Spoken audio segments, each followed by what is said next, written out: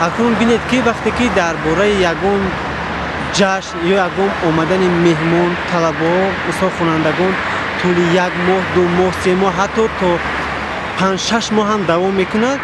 بینید که علاقه 1 چورک 2 چورک میگذرد و خوانندگان از چرا ازبر میکنند.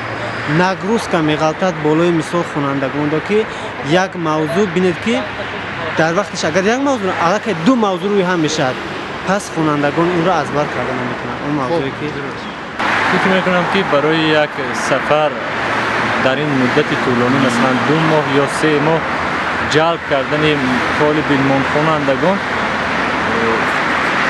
ضرور نیست، چون که جامعه ما و مردم ما در قبط‌ها و قشر خود نه تنها خوانندگان بلکه دیگر اعضا نیز دارند، از آن جمله اعضای کلوب‌ها، محفل‌ها و دیگر نمایندگانی که در این ساحه فعالیت میکنند. بیشتر آنها را جلب کرده شود خوبتر می شود. این کودکان که در درس رود، این مکتب خواند، این قشری اعلی بها گیرد،